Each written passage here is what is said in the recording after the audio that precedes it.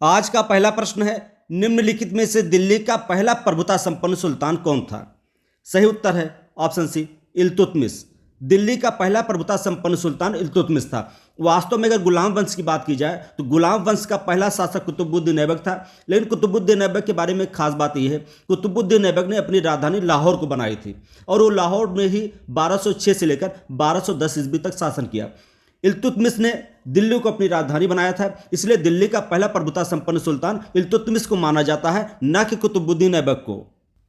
अगला प्रश्न है, मिहिर भोज का संबंध किस राजपूत कुल से है? सही उत्तर है ऑप्शन सी, प्रतिहार वंश। मिहिर भोज का संबंध प्रतिहार वंश से है। मिहिर भोज प्रतिहार वंश का सबसे महानतम शासक था। अगला प्रश्न है, दिल्ली में पुराना किला का निर्माण किसके शासनकाल में हुआ? सही उत्तर है ऑप्शन बी, हुमायूं के शासनकाल में। यहां इस बात को ध्यान रखिएगा और ये परीक्षा की दृष्टि से बहुत ही महत्वपूर्ण है। जब दिल्ली में पुराना किला की बात आती है तो पुराना किला का निर्माण हुमायूं ने किया था, जबकि दिल्ली के लाल किले का निर्माण शाहजहां ने किया था। एक खुली प्रतियोगी परीक्षा के माध्यम से इंडियन सिविल सर्विस में भारतीयों के लिए प्रवेश को कितने संभव बनाया? सही उत्तर है option B, lord Dalhousie. Lord Dalhousie ने सबसे पहले खुली प्रतियोगिता के माध्यम से भारतीयों का प्रवेश करना सफल बनाया और इस प्रतियोगिता में सफल होने वाला पहला भारतीय सत्येंद्र नाथ टैगोर जी थे, जो 1864 ईस्वी में सिविल सेवा की परीक्षा को पास किया था। और सिविल सेवा परीक्षा का जनक कौन था, यानी भारत में इस प्रसार सिविल सेवा का जनक किसको माना जाता है? तो आपका उत्तर हो जाएगा लॉर्ड कॉर्नवालिस। लॉर्ड कॉर्नवालिस को भारत में सिविल सेवा का जनक के रूप में जाना जाता है। अगला प्रश्न है, निम्नलिखित में से कौन सुमेलित है? आपका सही उत्तर है ऑप्शन डी, सविनय अवज्ञा आंदोलन, महात्मा गांधी।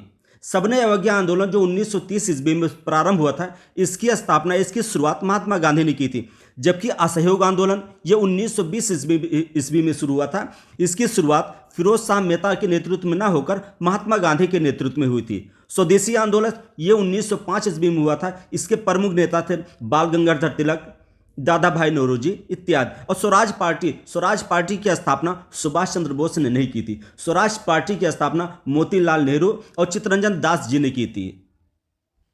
अगला प्रश्न है, और यह प्रश्न अक्सर एग्जाम में आता है कि किस चोल शासक ने श्रीलंका के उत्तरी भाग को जीतकर अपने साम्राज्य में मिलाया था?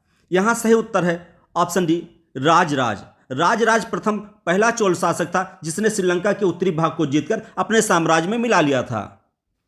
अगला प्रश्न देखिए, संगीत के प्रति प्रेम दिखाने वाले सिक्के निम्नलिखित में से किस वंश से संबंधित थे? सही उत्तर है ऑप्शन ए, गुप्त वंश। गुप्त वंश का एक महानतम शासक था समुद्रगुप्त, जिसको भारत का नेपोलियन कहा जाता है। इसी के एक सिक्के में इसको बीड़ा बजाते हुए दिखाया गया है। अगला प्रश्न है, पुर्तगाली यात्री वास्को डिगामा का कालीकट आने पर स्वागत करने वाला भारतीय राजा कौन था? सही उत्तर है ऑप्शन बी, जमोरिन। वह शासक जमोरिन था जब वास्को डिगामा 1498 ईस्वी में भारत के कालीकट बंदरगाह पर पहुंचा था, तो वहां का शासक जमोरिन ने खुले दिल से उसका स्वागत किया था। अगला प्रश्न है, देवानाम प्रियदर्शी किसका उपनाम है? सही उत्तर है ऑप्शन ए, सम्राट अशोक। भारत का महानतम शासकों में से एक सम्राट अशोक का एक नाम देवानाम प्रियदर्शी या देवानाम प्रियदर्शी भी है। नेक्स्ट क्वेश्चन बहुत ही महत्वपूर्ण है,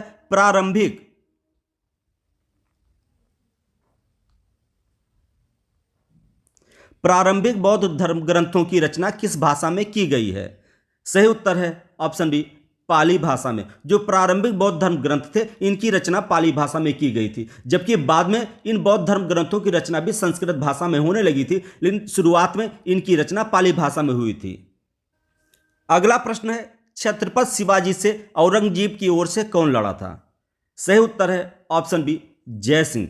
छत्रपति शिवाजी से औरंगजेब की ओर से जय सिंह ने युद्ध में भाग लिया था। इस युद्ध में जय सिंह और शिवाजी में संधि हो गई थी, जिसके कारण शिवाजी को मुगल दरबार में बुलाया गया था और जहां इनको धोखे से कैद कर लिया गया था।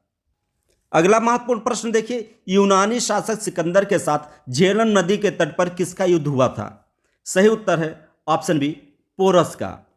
यूनानी शासक सिकंदर और पोरस के बीच में एक बहुत प्रसिद्ध युद्ध हुआ था, जिसको बितस्ता का युद्ध कहा जाता है। यह युद्ध 326 ईसा पूर्व में लड़ा गया था। अगला प्रश्न है, महात्मा बुद्ध ने अपना प्रथम उपदेश कहां दिया था? सही उत्तर है ऑप्शन डी सारनाथ में। ज्ञान प्राप्ति के बाद महात्मा बुद्ध ने अपना प्रथम उपदेश सारनाथ में दिया था। इसी को धर्मचक्र परिवर्तन कहा गया है। अगला प्रश्न देखिए, जनगण मन सर्वप्रथम 1912 ईस्वी में किस नाम से प्रकाशित हुआ था? सही उत्तर है ऑप्शन सी, भारत भाग्य विधाता के नाम से प्रकाशित हुआ था। अगला प्रश्न है, महान संत शंकर देव ने किस भाषा में प्रचार किया? सही उत्तर है ऑप्शन बी, असमिया भाषा। महान संत शंकर देव असम के बहुत महान संत थे, इन्होंने असमिया भाषा में प्रचार किया था। अगला प्रश्न है, आरंभिक वैदिक काल में वर्ण व्यवस्था आधारित थी। सही उत्तर है ऑप्शन ए, व्यवसाय पर। आरंभिक वैदिक काल या जिसको पूर्व वैदिक काल भी कहा जाता है, इसमें वर्ण व्यवस्था व्यवसाय पर आधारित थी, जबकि उत्तर वैदिक काल आते आते ये जन्म यानी जात पर आधारित हो गई थी। अगला प्रश्न है, महमूद गजनवी ने किस मंदिर पर आक्रमण किया था? सही उत्तर है ऑप्शन ए, सोमनाथ मंदिर। महमूद गजनवी जो एक लुटेरा और आक्रमणकारी मुस्लिम था, उसने भारत पर 17 बार आक्रमण किया था। 17 बार में जो 16वां आक्रमण था, इसका एक बहुत महान मंदिर था जिसका नाम था सोमनाथ मंदिर, जो शंकर जी का मंदिर था। उस पर उसने 1025 ईस्वी में आक्रमण किया था और आक्रमण करने के बाद उस मंदिर को पूरी तरह से नष्ट कर दिया था। अगला प्रश्न है, निम्नलिखित में से कौन सा शासक निरक्षर था? सही उत्तर है ऑप्शन बी, अकबर। मात्र 13 वर्ष की उम्र में ही शासक बनने वाला अकबर एक निरक्षर शासक था। इसने 1556 ईस्वी में शासन करना शुरू किया था। अगला प्रश्न है, प्रतिहार वंश का महानतम शासक कौन था? सही उत्तर है ऑप्शन ए, मिहिर भोज। अगला महत्वपूर्ण प्रश्न देखिए, विभाजन परिषद का अध्यक्ष कौन था? सही उत्तर है ऑप्शन डी, लॉर्ड माउंटबेटन। विभाजन परिषद का गठन भारत और पाकिस्तान के विभाजन के लिए हुआ था। इसका अध्यक्ष लॉर्ड माउंटबेटन था। अगला महत्वपूर्ण प्रश्न देखिए, भारत का नेपोलियन किसे कहा जाता है? सही उत्तर है ऑप्शन डी, समुद्रगुप्त। समुद्रगुप्त को भारत का नेपोलियन कहा जाता है। नेपोलियन तो अपने जीवन की आखिरी युद्ध वाटरलू में हार गया था, लेकिन समुद्रगुप्त अपने जीवन के किसी युद्ध में भी नहीं हारा था। देवानाम प्रिय किसका उपनाम था? देवानाम प्रिय, देवानाम प्रियदर्शी। इसका सही उत्तर है ऑप्शन सी, अशोक का।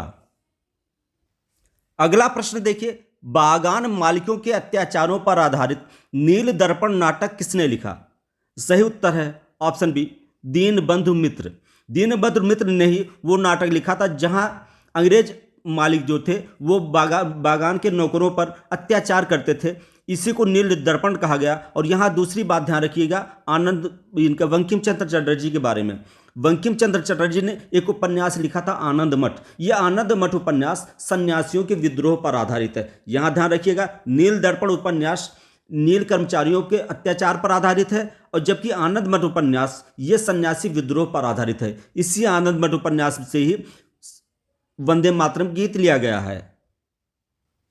अगला प्रश्न है, British crown east India company से भारत पर प्रभुसत्ता का किस वर्ष में प्राप्त की?